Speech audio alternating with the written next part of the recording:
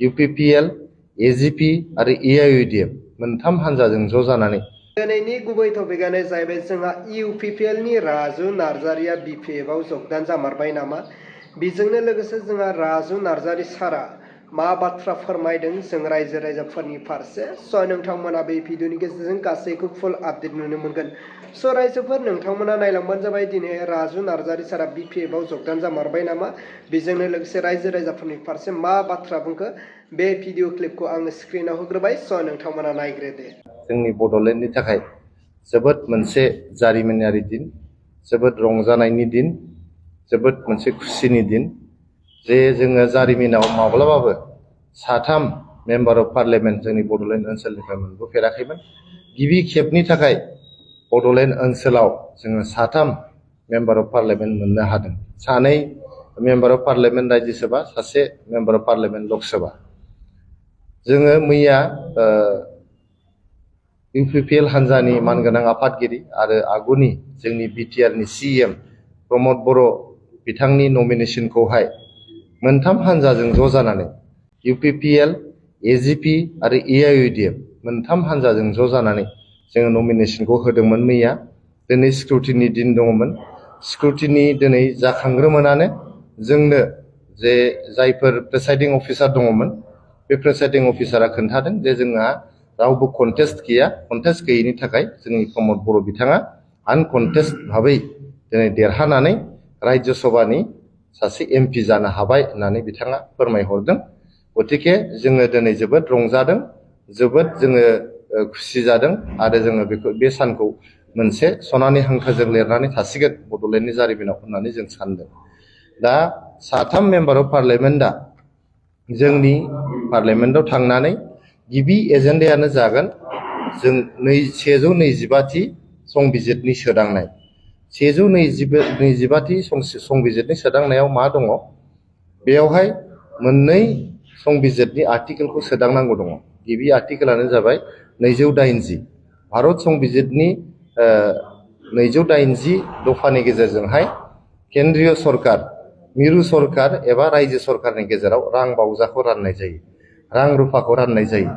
गतिके दिनैनि तारिखाव सेन्ट्रेल फाइनान्स कमिसन आरो स्टेट फाइनान्स कमिसनखौहाय आर्टिकेल 280 नि गेजेरजों दानाय जायो।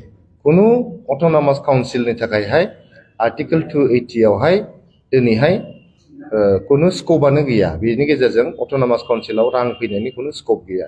गतिके दिनै आर्टिकेल 280 खौ जुदि एमेन्डमेन्ट खालामोबा 125थि संबिजिर सोदांनायनि गेजेरजों, अब्ला जोंनि आसामनि थांनाय बोसोरनि बाजेटआ गासै 2,40,000 कौटिमोन।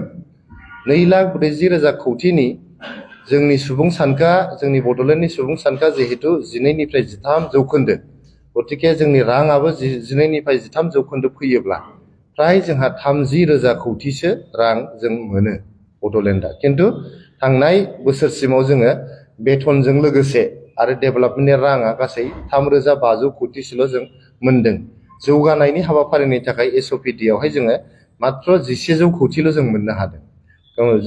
होनब्ला जों साननो हायो जे 30,000 कौटि मोननांगौ दङमोन, नाथाय जों मोनबाय बेसेबां? 1,100 कौटि। गतिके जोङो आर्टिकेल 280 नि 125 एमेन्डमेन्ट जायोब्ला अब्ला जोंनावहाय गोबां रांफोर फैगोन आरो गोबां जोंनि गेजेराव जौगानाय फैगोन। नैथि जोंहा मुलाम्फाया जाहैबाय आर्टिकेल 280 एमेन्डमेन्टआ जागोन।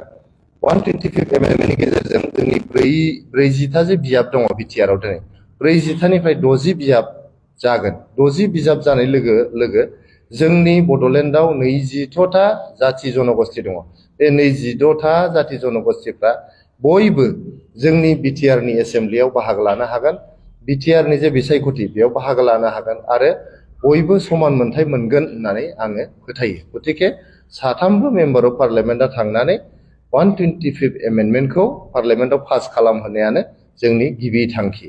दा आङो जोंनि जे बिजाथि प्रमद बर' बिथांखौ जे दिनैहाय आसाम गण परिषद आरो AIUDF नि MLA फ्रा प्रप'जार हिसाबै साइन खालामनानै बिथांमोना जे नमिनेशन साबमिट खालामखांनायनि उनाव दिनै बिसायख'थि जायालासेनो आनकन्टेस्ट भाबै देरहालांनायनि थाखाय आं गिबि गिबियावनो एजिपि आरो एआइइउडिएफ हान्जानिसिम आं गोसो गोरबोनिफ्राय साबायखर बावहरदों।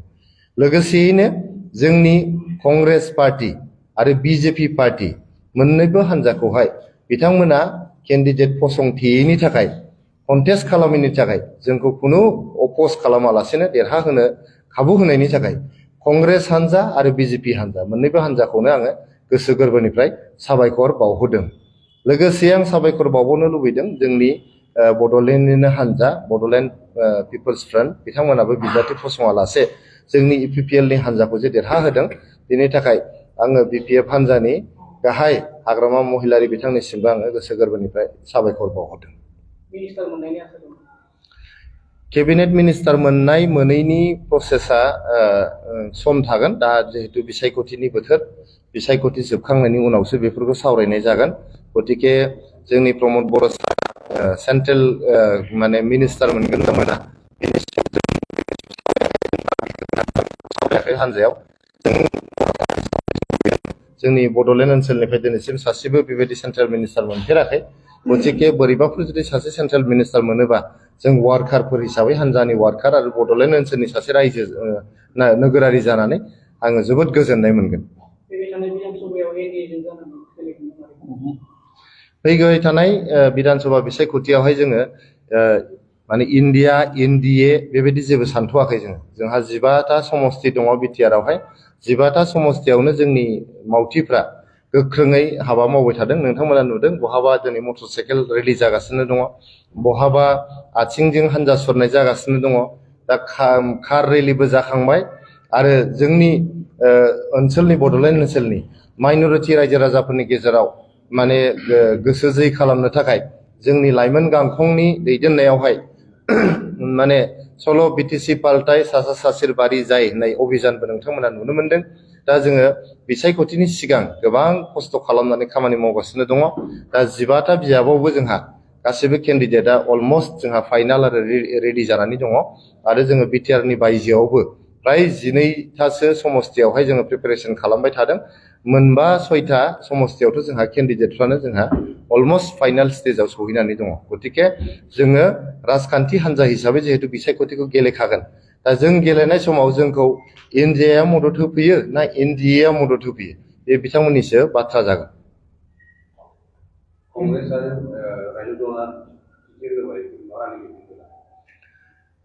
जिहेतु बिसायख'थिनि डेटखौनो दाबो फोसावाखै, बिसायख'थिया माब्ला जागोन बेखौनो जों मिथिथ'वा। गतिके जोंनि केन्डिडेटनि लिस्टआ रेडि जादोंबाबो जोङो फोसावथ'वा। जोङो बिदिनो सप्ता खनसे 10 दिनसो सम लाबावगोन केन्डिडेटनि लिस्टखौ फोसावनो थाखाय।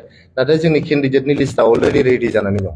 अब्ला मानव गेदेर रायजोफोर नोंथांमोना नुबाय खोनाबाय बुजिबाय जोंहा इउपिपिएलनि राजु नार्जारि सारा मा बाथ्रा जोंनो फोरमायखो। दा नोंथांमोना बेनि बेलायाव कमेन्टनि गेजेरजों फोरमायहर जे थारैनो राजु नार्जारि सारा बिपिएफआव जगदान जामारगोन नामा फैबाय थानाय समफोराव। अब्ला रायजोफोर दिनैनि भिडिअखौ आङो बेखिनियावनो फोजोबबाय। भिडिअखौ मोजां मोनदोंब्ला लाइक, लोगोसे चेनेलखौ मोजां मोनदोंब्ला साबस्क्राइब।